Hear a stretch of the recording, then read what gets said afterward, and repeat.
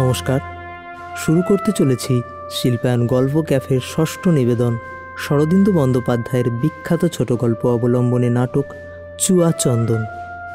শরদিন্দু বন্দ্যোপাধ্যায়ের জন্ম 1899 সালে উত্তরপ্রদেশের জৌনপুর শহরে। তার সৃষ্ট সবচেয়ে জনপ্রিয় চরিত্র হল ব্যোমকেশ বক্সী। এছাড়া উল্লেখযোগ্য রচনার মধ্যে আছে বিভিন্ন ঐতিহাসিক উপন্যাস, যেমন কালের মন্দিরা, গৌর মল্লার, তুমি সন্ধ্যার মেঘ, তুঙ্গভদ্রার তীরে ইত্যাদি। সামাজিক উপন্যাস যেমন জাতিস্বর, বিষের ধোঁয়া বা অতিপ্রাকৃত নিয়ে তার বরদা সিরিজ ও অন্যান্য গল্প এখনও বেস্ট সেলার। শরদিন্দু ছোট গল্প ও শিশু সাহিত্য রচনাতেও পারদর্শী ছিলেন। 1970 সালে তার মৃত্যু হয়।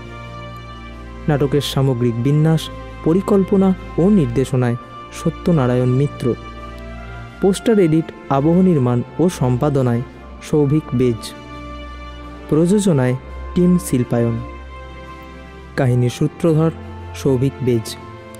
এছাড়া বিভিন্ন ভূমিকায় সত্যনারায়ণ মিত্র, জনা দত্ত, তনুশ্রী দাস, মহাশ্বেতা মিত্র, স্বরূপ দত্ত, সুরাজ বেজ ও সৌরভ বেজ।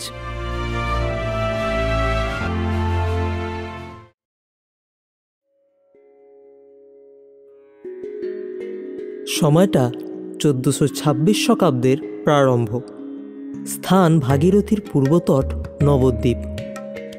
বহু জনাকীর্ণ স্নানঘাটে ব্যস্ততার অন্ত নেই। আজ কৃষ্ণা চতুর্দশী। ঘাটে যে সকলেই স্নান করছেন তা নয়। একপাশে সারি সারি নাপিত বসে গিয়েছে। বহু ভট্টাচার্য গোসাই গলা বাড়িয়ে দাড়ি কামাচ্ছেন। চাতালে একদল উলঙ্গ প্রায় পণ্ডিত দেহে সবেগে তেল মাখতে মাখতে তর্ক জুড়েছেন। নবদ্বীপে তখনও নবজাগরণের ছোঁয়া লাগেনি। কৃষ্ণপ্রেমের যে জোয়ার সারা বাংলাকে উত্তাল করে তুলবে, তা শুরু হতে তখনও বেশ কিছুটা দেরি ছিল। নদের নিমাই তখনও ব্যাকরণ তুলে ছাত্র পড়াতে ব্যস্ত ছিলেন। বাঙালির বিদ্যা তখনও হৃদয়ে স্থাপন হয়নি, তাই পণ্ডিতদের মুখের দাপট ছিল বড্ড বেশি। এক গৌরকান্তি যুবক, বয়স 30 বছরের বেশি হবে না, ঘাটে দাঁড়িয়ে তর্ক বাঁধিয়ে দিয়ে বেশ মজা পাচ্ছিল এবং মৃদু মৃদু হাসছিল। দিনকাল কি পড়েছে তান্ত্রিকতার নাম করে, তন্ত্র সাধনার নাম করে কি বেহালাপনা চলেছে বাবু।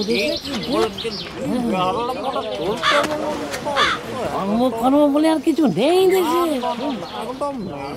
দ্বীপে ছিলেন, নবদ্বীপের এই হাল হবে। মানুষের ধর্ম কোনো বলে আর কিছু নেই। এখন দেবতারও শ্রদ্ধা নেই। ন্যায়রত্ন মশাই, আপনি থাকতে কিনা বাংলার বুকে এই অরাজকতা? আরে সেই কথাই তো বলছি। এই সমাজের অনুশাসন বলে আর কিছু থাকলো না বাপু। হিন্দু ধর্ম আজ ধ্বংসের মুখে, আর তো সহ্য করা যায় না বাপু। ঠিক ঠিক, বাংলার এই কি দুরবস্থা, তাও কিনা আপনারা থাকতে। এই সময় দক্ষিণ দিকে গঙ্গার বাঁকের উপর দুইখানি বড় সামুদ্রিক নৌকা পালের ভরে উজান ঠেলে ধীরে ধীরে নবদ্বীপের ঘাটের দিকে এগিয়ে আসছিল। মধুকর ডিঙার ছাদের উপর একজন যুবক দাঁড়িয়ে পরম আগ্রহের সাথে ঘাটের দৃশ্য দেখছিল। যুবকের নাম চন্দন দাস। চন্দন দাস অগ্রদ্বীপের প্রসিদ্ধ সওদাগর রূপচাঁদ সাধুর পুত্র। ও মাঝি ভাইরা, আমরা নবদ্বীপে জাহাজ বাঁধবো। আহা, বড় মনোরম এই নবদ্বীপের গঙ্গা তীর। সত্যিও সমৃদ্ধ হবে আশা করি। আজ দীর্ঘ 1 বছর 9 মাস পর দেশে ফিরছি। মাঝি মাল্লারাও বড় ক্লান্ত হয়ে পড়েছে। অগ্রদ্বীপে যাওয়ার আগে নবদ্বীপেই একদিন বিশ্রাম নেওয়া যাক। কাল প্রত্যুষেই না হয় অগ্রদ্বীপের উদ্দেশ্যে যাত্রা করব। তা আজ না হয় নবদ্বীপটাই একটু ঘুরে দেখা যাক।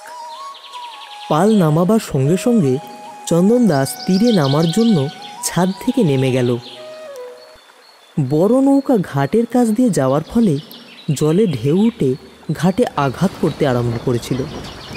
হঠাৎ একটা গেল গেল রব উঠল। যে গৌরকান্তি যুবাটি এতক্ষণ দাঁড়িয়ে তর্করত পণ্ডিতদের রঙ্গ দেখছিল, সে দুই লাফে জলের কিনারায় এসে হাজির হলো। কি হয়েছে? কানা গোসাই এতক্ষণ জলে দাঁড়িয়ে আহ্নিক করছিলেন, হঠাৎ তাকে আর দেখা যাচ্ছে না। ভাবে ভোলা মানুষ, হয়তো নৌকা ঢেউ লেগে তলিয়ে গেছেন। তোমরা কেউ জলে নেমো না, তাহলে গন্ডগোল হবে। আমি দেখছি। যুবকটি জলে ঝাঁপিয়া পড়ল। ঝাঁপ দিয়ে কয়েক হাত সাঁতার কেটে গেল, তারপর অথই জলে গিয়ে ডুব দিল। কিছুক্ষণ তার আর কোনো চিহ্ন নেই। ঘাটের ধারে কাতার দিয়ে লোক দাঁড়িয়ে দেখছে।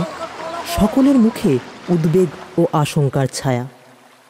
একজন বৃদ্ধা করুণ সুরে হা হুতাশ করতে আরম্ভ করে দিল।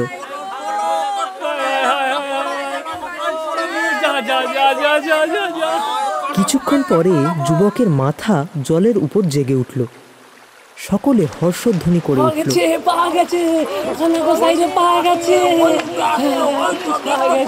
কিন্তু পরক্ষণে আবার সকলে চুপ। যুবক নিমজ্জিত ব্যক্তিকে খুঁজে পায়নি। সে বার কয়েক লম্বা নিঃশ্বাস টেনে আবার ডুব দিল। এবারও বেশ কিছুক্ষণ ডুবে থেকে সে আবার উঠল। এক হাতে সাঁতার কেটে তীরের দিকে অগ্রসর হলো। সকলে চিৎকার করে প্রশ্ন করল, পেয়েছো পেয়েছো পেয়েছো, কানা গোসাই পেয়েছো? বলতে পারি না, তবে এক মুঠো টিকি পেয়েছি। যুবক যখন তীরে এসে উঠল, তখন সকলে বিস্মিত হয়ে দেখল তার বাম হাত পণ্ডিত মশাইয়ের মুন্ডু সমেত একগুচ্ছ পরিপুষ্ট টিকি শক্ত করে ধরে আছে। কিছুক্ষণ শুশ্রূষার পরে পণ্ডিত মশাইয়ের জ্ঞান ফিরল। তিনি চোখ মেলে তাকালেন। শিরোমণি মশাই, বলুন দেখি, বেঁচে আছেন না মরে গেছেন? আপনার নব ন্যায়শাস্ত্র কি বলে? কে নিপাতনে সিদ্ধ, ডুবে গিয়েছিলাম না, তুমি বাঁচালে। যুবককে শিরোমণি মহাশয় নিপাতনে সিদ্ধ বলে ডাকতেন। একটু ব্যাকরণের খোঁচাও ছিল। প্রমাণ নিষ্প্রয়োজন, আমি বেঁচে আছি একথা স্বয়ং সিদ্ধ। আমি বেঁচে নেই এ কথা যে বলে, সে তৎক্ষণাৎ প্রমাণ করে দেয় যে সে বেঁচে আছে। বাজিকর যতই কৌশলী হোক, নিজের স্কন্ধে আহরণ করতে অক্ষম মানুষ তেমন নিজেকে অস্বীকার করতে পারে না।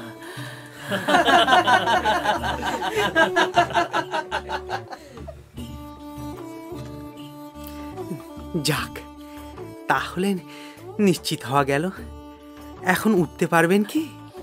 হঠাৎ এ হাতে পায়ে কেমন খিল ধরে গিয়েছিল।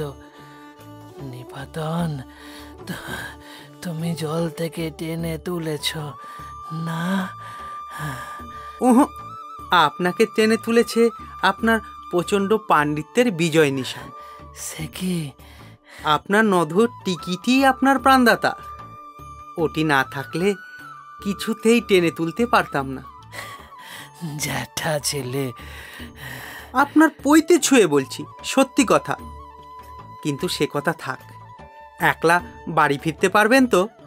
পারবো। এখন এখন বেশ সুস্থ বোধ করছি। বিশ্বম্ভর, এতদিন জানতাম তুমি নিপাতনে সিদ্ধ, কিন্তু এখন দেখছি প্রাণদানেও তুমি কমপটু নও। আশীর্বাদ করি এমনভাবে মজ্জমানকে উদ্ধার করেই যেন তোমার জীবন সার্থক হয়, জীবন সার্থক হয়। কি সর্বনাশ শিরোমণি মশাই, ও আশীর্বাদ করবেন না। তাহলে আমার ব্যাকরণ টোলের কি দশা হবে বলুন তো?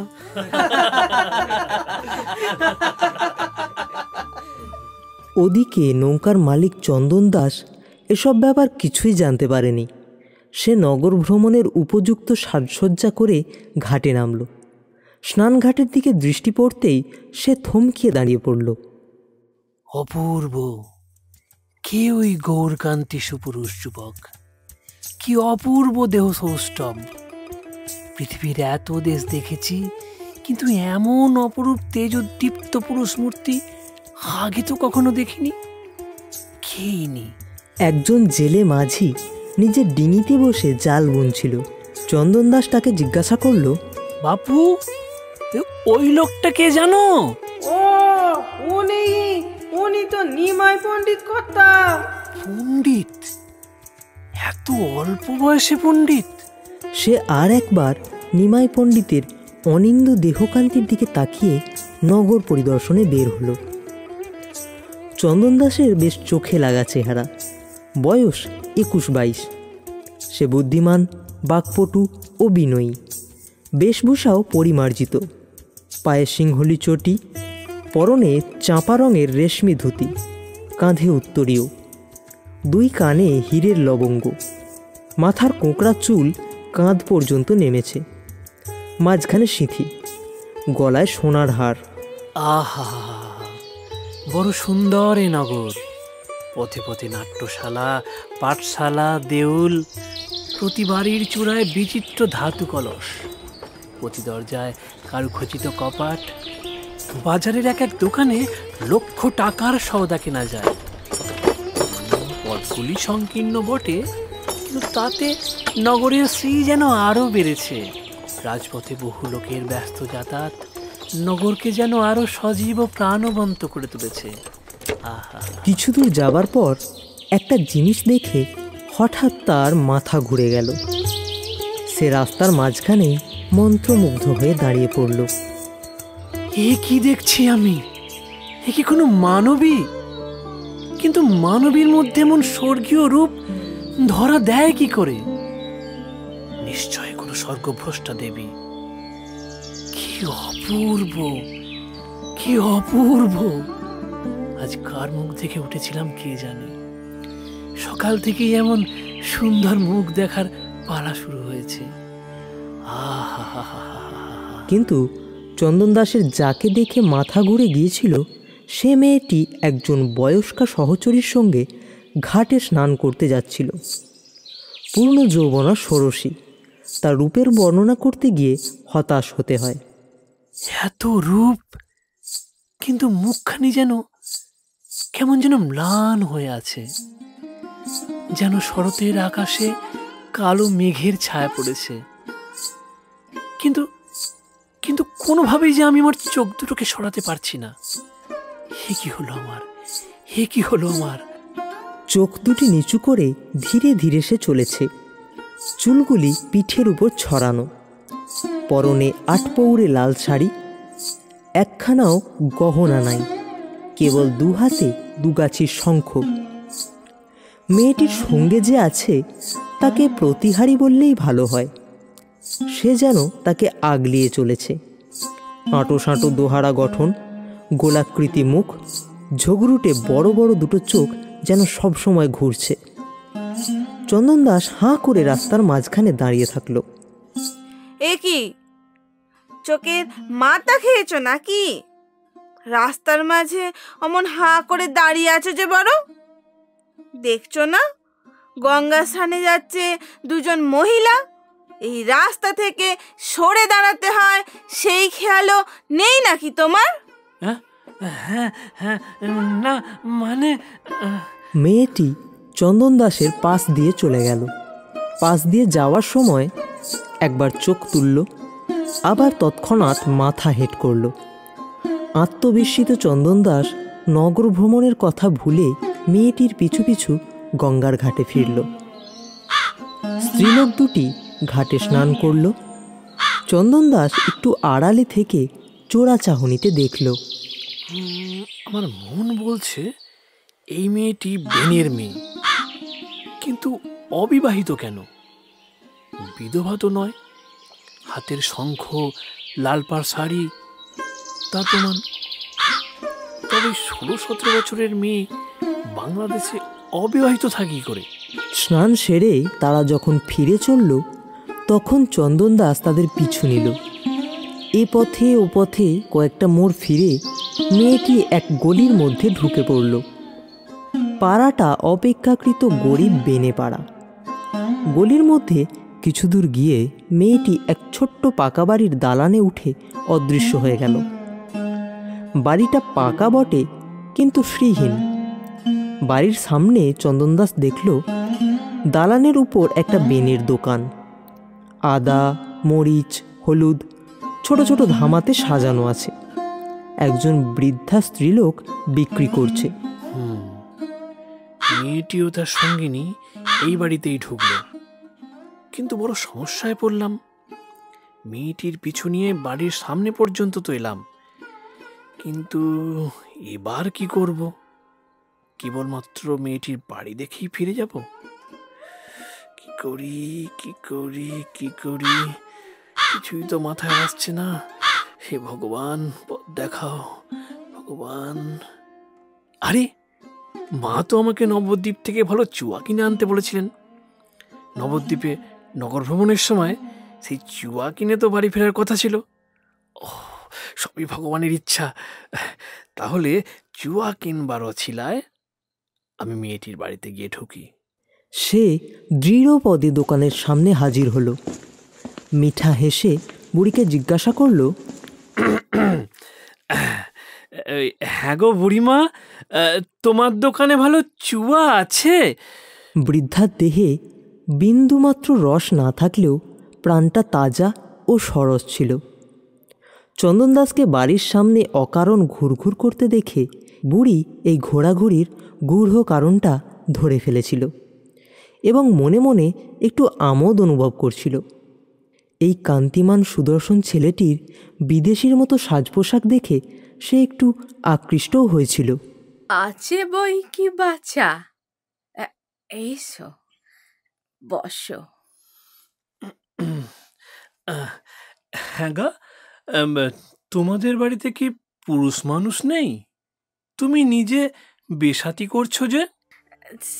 সে কথা আর বলো না বাচ্চা। একটা বেটা ছেলে ঘরে থাকলে কি আজ আমাদের এমন অবস্থা হয়? তা হ্যাঁ বাচ্চা, তোমাকে তো আগে কখনো দেখিনি। নদের লোক নও বুঝি? নাই, আমার বাড়ি অগ্রদ্বীপে। তাই? কথাবার্তায় যেন বেনের ছেলে বলে মনে হচ্ছে। বুড়িমা, আমার নাম চন্দন দাস। অগ্রদ্বীপের সওদাগর রূপচাঁদ সাধু আমার পিতা। ও মা, তুমি তো আমাদের ঘরের ছেলে গো। সজাত, আহা, যেমন সোনার কার্তিকের মতো চেহারা, তেমনি মিষ্টি কথা। মার কোল জুড়ে বেঁচে থাকো। তা বিয়ে থা করেছ? 13 বছর বয়সে বিয়ে হয়েছিল আই। 1 বছর পরই বউ মারা যায়। তারপর আর বিয়ে করিনি। সমুদ্রে গিয়েছিলাম আই, 2 বছর পরে দেশে ফিরছি। তা ভাবলাম নদে একদিন থেকে যাই। মার বরাত আছে চুয়া কেনবার। চুয়া কেনাও হবে, একটু জিরেন দেওয়াও হবে। তা বেশ করেছ বাচ্চা, ভাগ্যিস এসেছিলে। তাই তো অমন চাঁদ মুখখানি দেখতে পেলুম। তাই তোমার আপনজন কি কেউ আর নেই? একটা নাতনি আছে, আর সব মরে হেজিয়ে গেছে। পোড়া কপালে ছড়ির কপালে সুখ তো নেই। নাতনি? তবে তবে তুমি বুড়ো মানুষ হয়ে দোকান দেখো কেন? সে দেখতে পারে না? সে অনেক কথা বাঁচা। আমাদের দুঃখের কাহিনী কাউকে বলবার নয়। সমাজ আমাদের বিনা দোষে যাতে ঠেলেছে। মুখ তুলে চাইবার কেউ নেই, আর কাকেই বা দোষ দেব? সব দোষ ওই হতভাগীর কপালের। এমন রূপ নিয়ে জন্মেছিল, ওই রূপই ওর শত্রুর। কি ব্যাপার আই? সব কথা খুলেই বলো না। কি হবে বাবা আমাদের লজ্জার কথা শুনে? কিছু তো করতে পারবে না, কেবল মনে দুঃখ পাবে। কি বললে? কিছু করতে পারবো না? না বাবা, সে কেউ পারবে না। আহা, সোনার প্রতিমা আমার কালি জলে ভাসিয়ে দিতে হবে রে। আই, আমি বেনের ছেলে, তোর গা ছুঁয়ে বলছি, মানুষের যা সাধ্য আমি তাই করব। তোর নাতনির কি বিপদ তুই আমাকে বল। বুড়ি উত্তর দেওয়ার আগেই প্রতিহারী বেরিয়ে আসলো। কর্কশ কণ্ঠে জিজ্ঞাসা করলো, কাঁদছিস কেন রে বুড়ি? কি হয়েছে? কিছু নয় রে চাপা, ও এমনি। এই ছেলেটি দূর সম্পর্কে আমার নাতি হয়। অনেক দিন পরে দেখলুম, তাই। নাতি? তোর নাতি আছে? আগে কখনো এই বলিসনি তো। বললুম না, দূর সম্পর্কে আমার পিস্তত বোনের। ও, বুঝেছি। তোমাকে আজ এই পথে দেখেছি না, তা ভালো মানুষের পোক কি মনে করে এদিকে এই ঘুর ঘুর করছো? আমি কই না তো, মানে আমার তো মনে পড়ছে না কিছু। তবে এই আমারই ভুল। এই চেহারাটা কিন্তু বেশ যেন কাঁচা কার্তিক। বুড়ি, এই তুই তাহলে তোর নাতির সাথে কথা কও, আমি একটু এই পাড়া বেরিয়ে আসি। তোর নাতি আজ এখানে থাকবে তো রে? এই দেখিস, এই ছেড়ে দিসনি যেন। এমন রসের নাতি এই কালে ভদ্রেই পাওয়া যায়।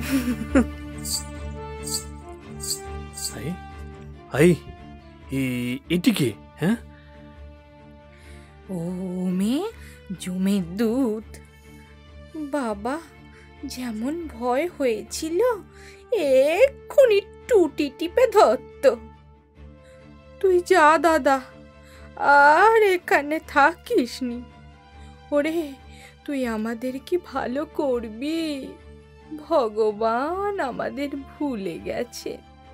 তুই এখান থেকে পালা, শেষে কি মায়ের নিধি বেঘরে প্রাণ দিবে? সে কি ঠান্দি, নাতিকে কি এমন করেই তাড়াতে হয়? একটা পান পর্যন্ত দিতে নেই। তাছাড়া চুয়া কিনতে এসেছি যে, চুয়া না দিয়েই তাড়িয়ে দিচ্ছিস। তুই কেমন বেনের মেয়ে গো?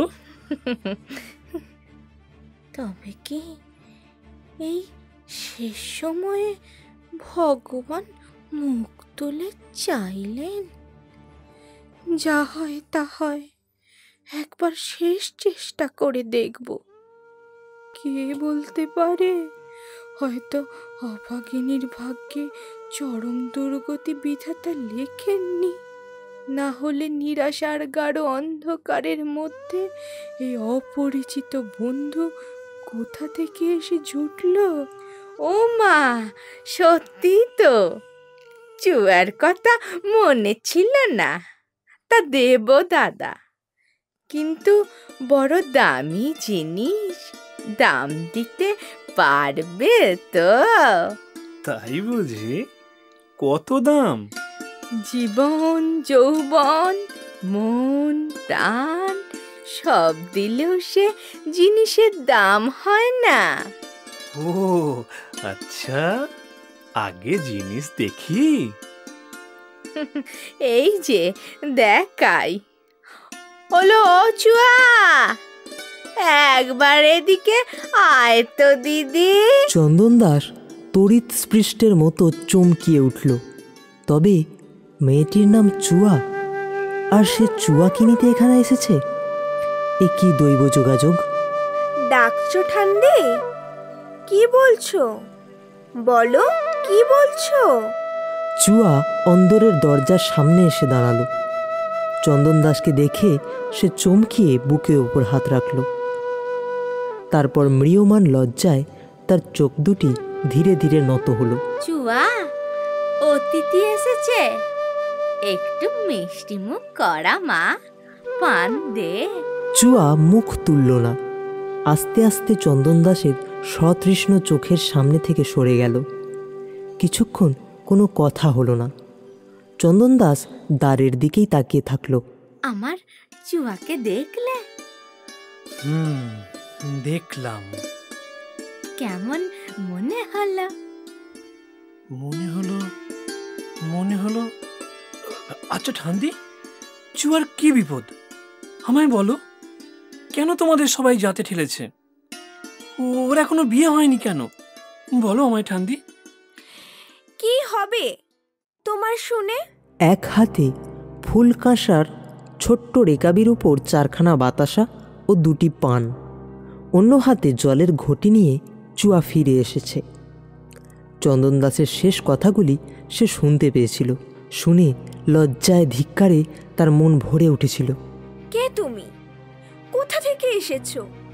কি হবে তোমার আমাদের কথা শুনে? চুয়া, আমি তোমার স্বজাতি। আমার বাড়ি অগ্রদ্বীপ। নবদ্বীপের ঘাটে আমার ডিঙা বাঁধা আছে।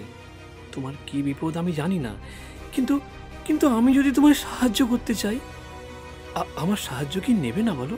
চুয়ার মুখ থেকে সমস্ত রক্ত মুছে গিয়ে মুখখানি সাদা হয়ে গেল।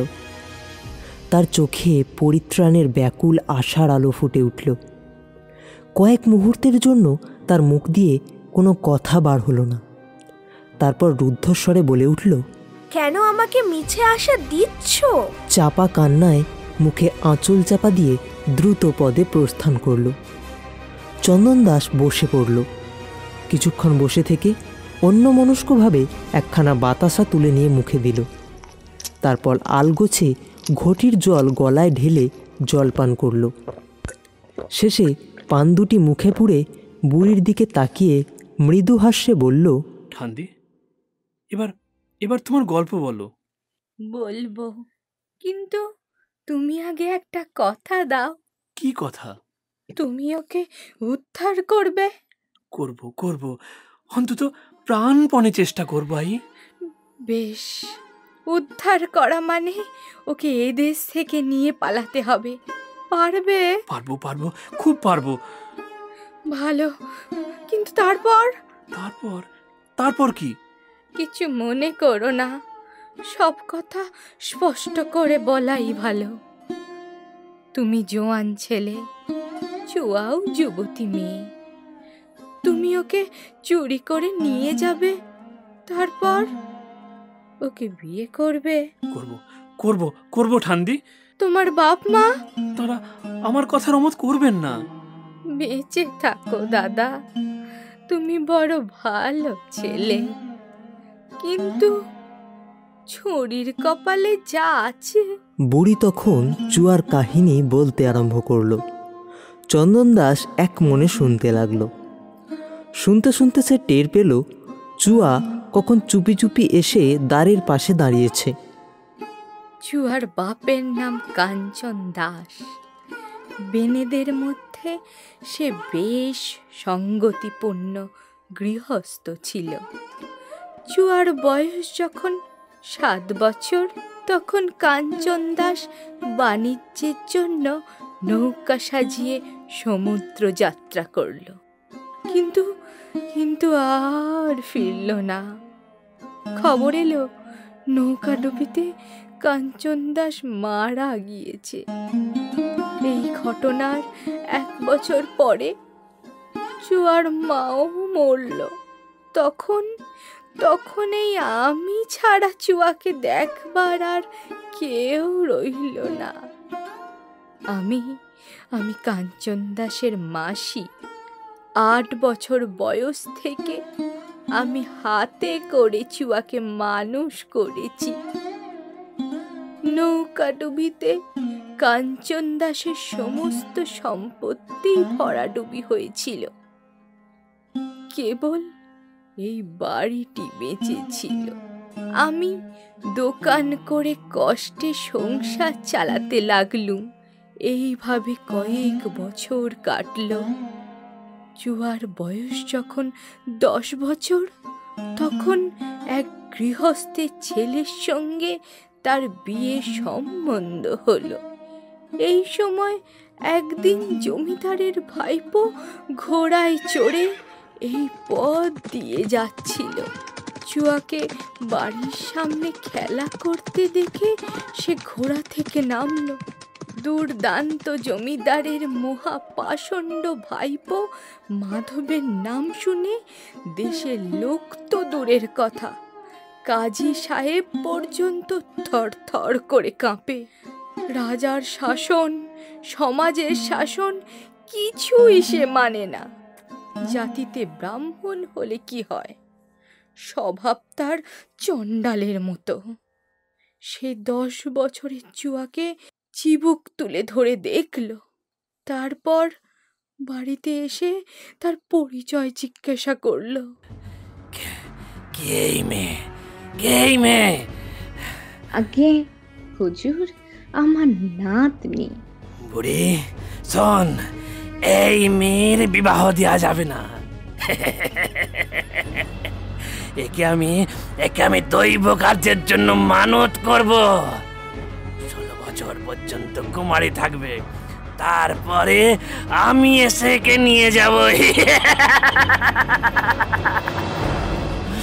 তান্ত্রিক সাধনায় উত্তর সাধিকা স্থান অধিকার করে এই মেয়ে 16 বছরের কৌমার্য সার্থক হবে। সাধক হব আমি, স্বয়ং মাধবাচার্য।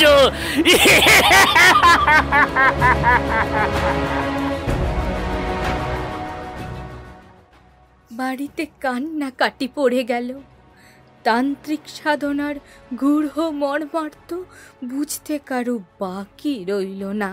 বণিক সমাজ মাধবের বিরুদ্ধে কিছু করতে সাহস করল না। তারা চুয়াকে জাতিচ্যুত করল। বিবাহ ভেঙে গেল। ক্রমে চুয়ার বয়স বাড়তে লাগলো। 12 বছর বয়স হলো। আমি তখন দেশে কারোর কাছে সাহায্য না পেয়ে শেষে চুয়াকে নিয়ে দেশ ছেড়ে পালাবার মতলব করলুম। কিন্তু মাধবের কানে সংবাদ চলে গেল। রাগে উন্মাদ হয়ে মাধব এলো আমার ঘরে।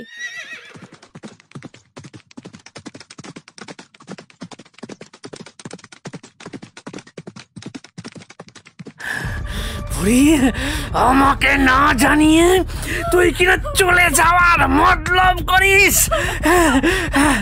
এত দূর সাহস তোর? আজ তোকে আমি খুন করবো।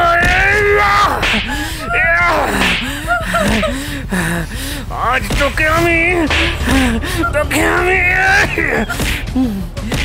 আজ থেকে তোদের বাইরে যাওয়া বন্ধ। আর তোর উপর নজর রাখবে চাপা স্বয়ং।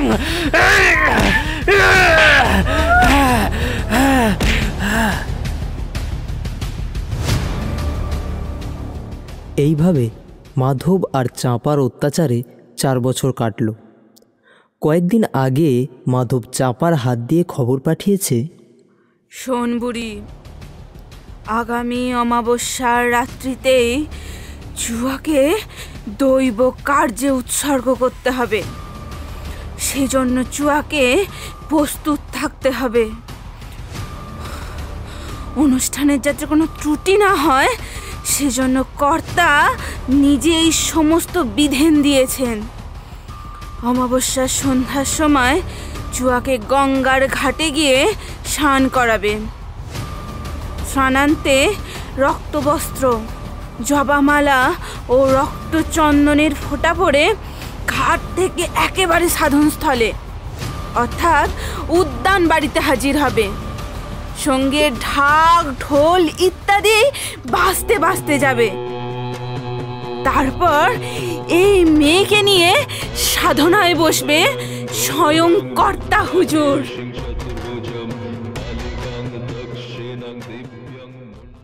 আজ কৃষ্ণা চতুর্দশী, কাল অমাবস্যা।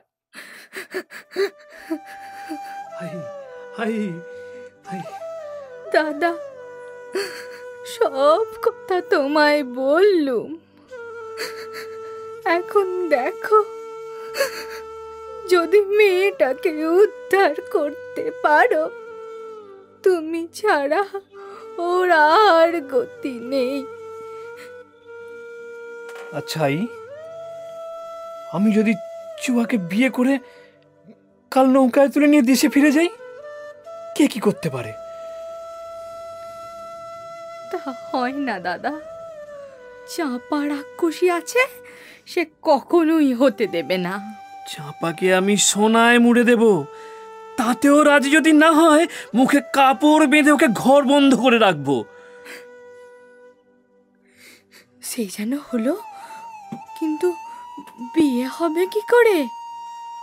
বিয়ে দেবে কে? কেন, নদে কি কোনো পুরুত নেই? তুমি মাধবকে জানো? তার ভয়ে কোনো বামুন রাজি হবে না। এখানকার বামুনেরা এত ভীরু? কার ঘাড়ে 10টা মাথা আছে দাদা, যে জমিদারের ভাইপোর শত্রুতা করবে? তা শুনেছি জগন্নাথ ঠাকুরের ছেলে নিমাই পণ্ডিত বড় ডাকাবুক্য ছেলে, কাউকে ভয় করে না। বয়স কম কি না, কিন্তু তিনি কি রাজি হবেন? ভালো মনে করে দিয়েছ ঠান্দি, ভালো মনে করে দিয়েছ। নিমাই পণ্ডিতই উপযুক্ত লোক। তাকে আজ আমি গঙ্গার ঘাটে দেখেছি, ঠিক ঠিক যেন দেবতার মতো চেহারা। তিনি নিশ্চয়ই রাজি হবেন। ঠান্দি, আমি এখন তার খোঁজে চললাম। ও বেলায় সব ঠিকঠাক করে আসবো আমি। কিন্তু তিনি যদি রাজি না হন? যদি রাজি না হন, তিনি রাজি হন বা না হন, রাত্রের কোনো এক সময় আমি আসবই। নাই বা হলো বিয়ে, আমি আজ রাত্রিতে চুয়াকে চুরি করে নিয়ে যাব, তারপর দেশে গিয়ে আমি বিয়ে করব। কি বলো ঠান্দি? বুড়ির মুখে আশঙ্কার ছায়া পড়ল। চন্দন দাসের যে কোনো দুরভিসন্ধি নেই তা সে বুঝেছিল, কিন্তু তবু চন্দন দাস একেবারে অপরিচিত। সেও যে একজন ধূর্ত প্রবঞ্চক নয় তা বুড়ি কি করে জানবে? বারবার দাগা পেয়ে বুড়ির মন বড় সন্দিগ্ধ হয়ে উঠেছিল। সে ইতস্তত করতে লাগলো। এই সময় চুয়া দরজার আড়াল থেকে বাইরে বেরিয়ে এলো। সংশয় সংকোচ করবার তার আর সময় ছিল না। একদিকে অবশ্যম্ভাবী সর্বনাশ, অন্যদিকে সম্ভাবনা।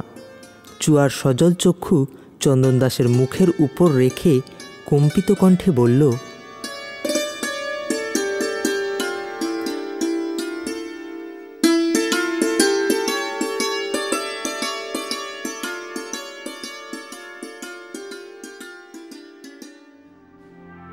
কি বলল চুয়া? সে কি রাজি হলো চন্দন দাসের সাথে দেশান্তরী হতে? জানতে হলে শুনতে হবে আমাদের পরবর্তী পর্ব। কয়েকদিনের মধ্যেই আমরা ফিরছি আমাদের শেষ পর্ব নিয়ে।